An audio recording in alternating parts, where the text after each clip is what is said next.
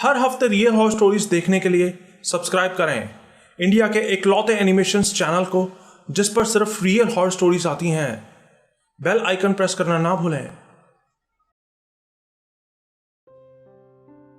मेरा नाम कमलजीत सिंह है। मैं पंजाब के फतेहगढ़ डिस्ट्रिक्ट के भगराना नाम के एक गांव का रहने वाला हूं। वैसे तो हम सिख लोग इन सब बातों पर यकीन नहीं करते, लेकिन उस रात के बाद से मैंने अकेले रात में बाहर जाना भी बंद कर दिया है। अपने बारे में बताऊं तो वैसे तो मैंने बीएड की हुई है, लेकिन अच्छी नौकरी ना मिलने की वजह से मैं मोहाली की एक फैक्ट्री में काम करता था। फैक्ट्री में हमें शिफ्ट में काम करना होता था और एक शिफ्ट पूरे एक हफ्ते तक चलती थी। तो उन दिनों फैक्ट्री में काम करते हुए मुझे कुछ ही महीने हुए थे और पहली बार मेरी दोपहर 2 बजे से रात 10 बजे तक की शिफ्ट लगी थी। साथ ही बता दूं कि मेरे घर से फैक्ट्री जाने के रास्ते में सतलुज यमुना लिंक नहर पड़ती है। वो रास्ता वैसे तो ठीक है, लेकिन रात में लोग वहां से आना जाना पसंद नहीं करते, क्योंकि कई बार शराबी लोग वहां आने जाने वाले लोगों से लूटपाट कर लेते हैं। तो एक रात मैं अपनी शिफ्ट पूरी करके अपने एक दोस्त के साथ घर वापस आ रहा था। हम दोनों हंसी मजाक करते हुए आ रहे थे। इसी बीच कब 2 बज गए हमें पता ही नहीं चला। सर्दियों के दिन थे और उस दिन शनिवार था। वो उस हफ्ते की मेरी शिफ्ट का आखिरी दिन था। मेरे साथ जो मेरा दोस्त था उसका घर फैक्ट्री के पास ही पड़ता था, लेकिन मेरा घर दूर था। देर भी बहुत हो गई थी। उसने मुझे उसके घर में ही रुकने को कहा, लेकिन अगले ही दिन उसकी बहन की शादी होने वाली थी, इसलिए मैं उसके घर नहीं रुका। रास्ता बिल्कुल सुनसान था। हाईवे पर तो फिर भी थोड़ी बहुत गाड़ियां दिखाई दे रही थी, लेकिन गांव वाला रास्ता बिल्कुल वीरान था। मैं अकेला मोटरसाइकिल पर था और उस नहर के साथ साथ कच्चे रास्ते से आ रहा था। ठंड की वजह से मैं बाइक धीरे धीरे चला रहा था। साथ ही बता दूं कि नहर से खेतों में पानी जाने के लिए छोटे छोटे रास्ते बने होते हैं, जिस वजह से नहर के साथ साथ बहुत सारी झाड़ियां उगाई थी। रात के समय वो रास्ता बिल्कुल किसी जंगल के जैसा लग रहा था, लेकिन मुझे बिल्कुल भी डर नहीं लग रहा था, क्योंकि मेरे पापा आर्मी में हैं, इसलिए मुझे भी बचपन से डर नहीं लगता। लेकिन उस रास्ते पर मैं थोड़ा सा ही आगे गया था कि मुझे वहां एक औरत खड़ी दिखाई दी। उसने मुझे रुकने का इशारा किया। उसको देखकर एक बार के लिए तो मैंने बाइक रोकने की सोची भी, लेकिन मुझे बहुत अजीब सा लग रहा था। मैं नहीं रुका और बाइक आगे बढ़ा दी।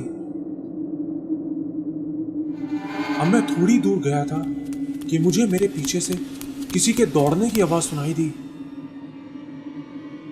मैंने पीछे मुड़ के देखा तो देखा कि वही औरत मेरे पीछे तेजी से भागती हुई आ रही थी।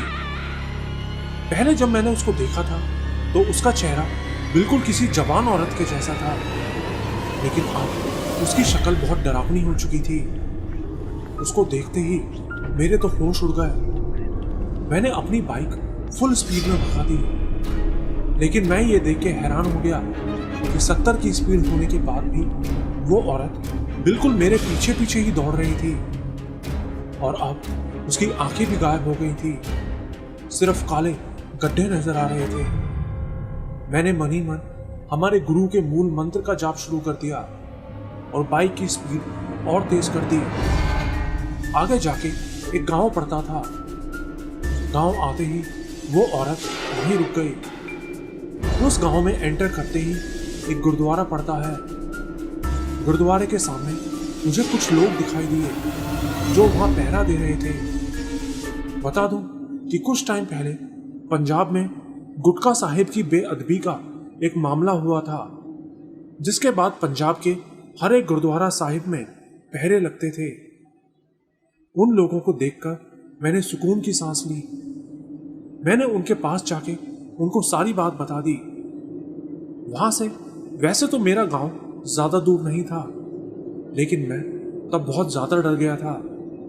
मैंने उनको कहा कि मुझे मेरे घर तक छोड़ दो, तो उनमें से 2 लोग मुझे मेरे घर तक छोड़ने आ गए। घर में आके मैं चुपचाप सो गया, लेकिन सुबह होने तक मुझे बहुत तेज बुखार आ गया था। मैं अपने दोस्त की बहन की शादी भी अटेंड नहीं कर सका।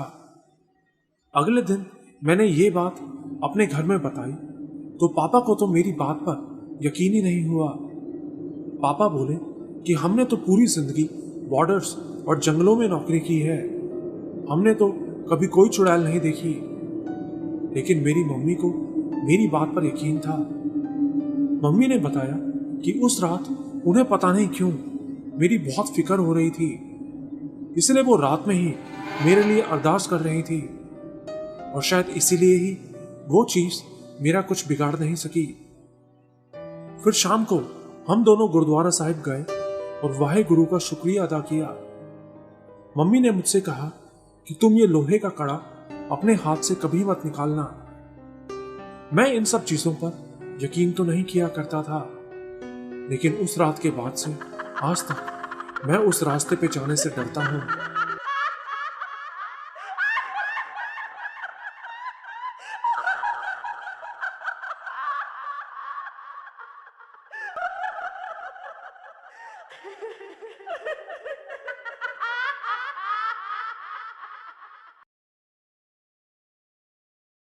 दोस्तों, आपको ये वीडियो कैसा लगा? अगर पसंद आया हो तो जल्दी से चैनल को सब्सक्राइब कर लीजिए। मैं हर हफ्ते आपके लिए ऐसी मजेदार कहानियां लेकर आता हूं। अगर आप भी अपनी कोई सच्ची कहानी मुझे भेजना चाहते हैं तो मुझे ईमेल कर सकते हैं। तो इंतजार कीजिए अगले सैटरडे का। आज के लिए इतना ही। Good bye.